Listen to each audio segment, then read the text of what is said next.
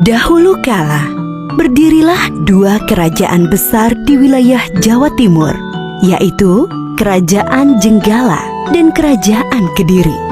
Kerajaan Jenggala dipimpin oleh Raja Jayanegara, dan Kerajaan Kediri dipimpin oleh Raja Jayenggrana.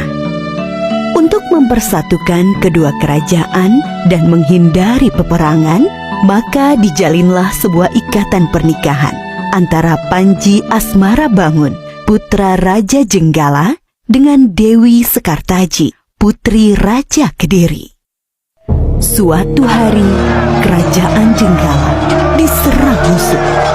Ketika pertempuran berlangsung, Dewi Sekartaji melarikan diri. Dia menyamar sebagai gadis desa dan tinggal dengan seorang janda dengan 3 orang putrinya, yaitu Klenting Abang, Klenting Ijo, dan Klenting Biru. Dewi Sekartaji diangkat menjadi anak dan diberi nama Klenting Kuning. Namun Klenting Kuning tidak diperlakukan dengan baik. Setiap hari ia disuruh mengerjakan pekerjaan rumah seperti mencuci, memasak, dan membersihkan rumah. Ketiga kakak angkatnya sangat pemalas. Mereka bisa hanya menyuruh saja. Klenting Kuning, cuci bajuku. Cuci juga selendangku. Baik, Kak.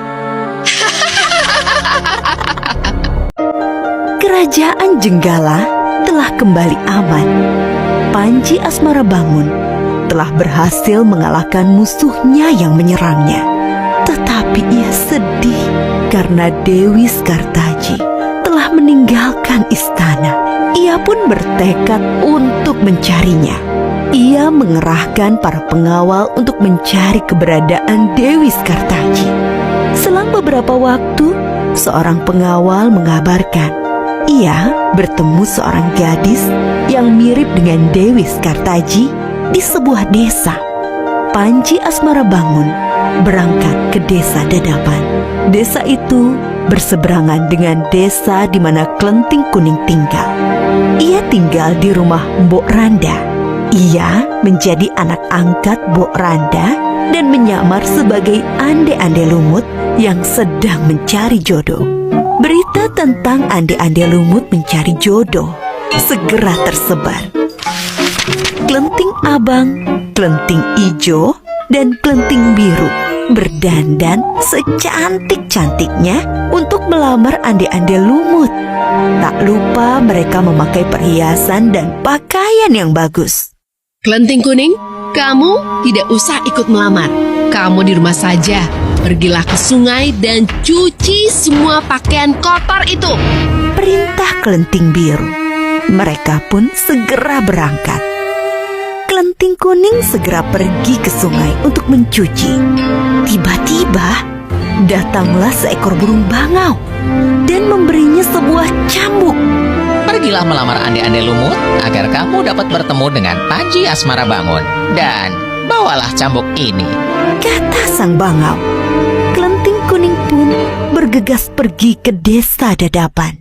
Sementara itu, ibu dan ketiga kakak angkatnya sudah sampai di tepi sungai.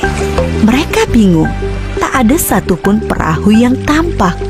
Jembatan juga tak ada. Lalu, bagaimana mereka menyeberang? Sungai itu sangat luas, dalam, dan deras arusnya.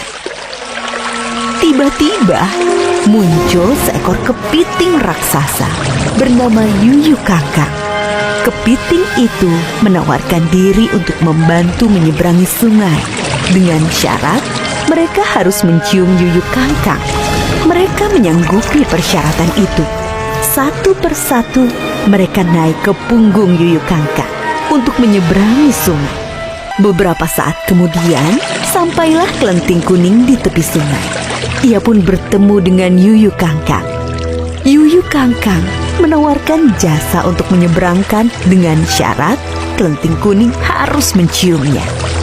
Klenting Kuning menolak syarat itu. Ia memaksa Yuyu Kangkang untuk memberangkatkannya. Tanpa syarat itu, Yuyu Kangkang tidak mau menyeberangkannya. Kesabaran Kelenting Kuning sudah habis. Ia mengeluarkan cambuk dan memukulkannya ke sungai. Seketika itu juga air sungai surut. Yuyu Kangkang ketakutan. Akhirnya ia mau membantu Kelenting Kuning menyeberangi sungai. Kelenting Kuning segera naik ke punggung Yuyu Kangkang dan sampailah ia ke seberang sungai. Putraku si ande-ande lumut, temurunno ana putri kang unggah-unggahi. Putri ngger kang ayu rupane, Kelenting ijo iku kang dadi asmane.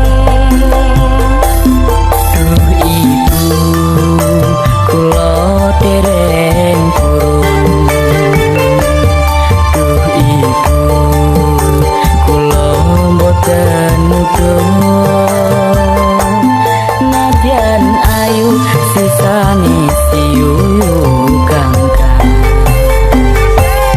Putraku si ande-ande lumut, temurunno ana putri kang unggah-unggahi.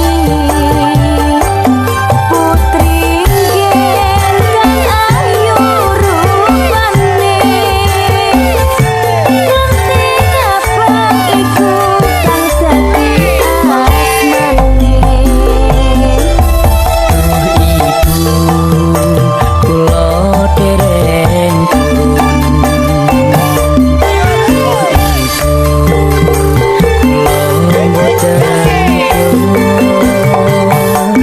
Nadyan ayu sisane si Yuyu Kangkang. Tetapi tak satu pun dari mereka yang terpilih. Mereka telah mencium Yuyu Kangkang. Beberapa saat kemudian, tibalah Kelenting Kuning di rumah Mbok Randa.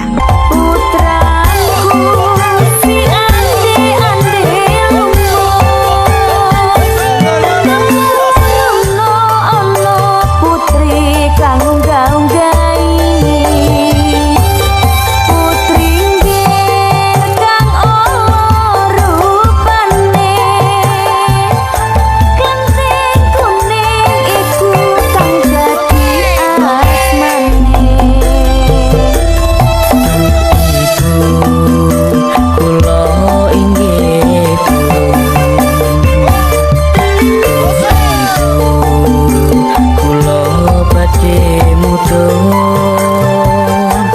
Nadyan Allah menika kang putra suwun.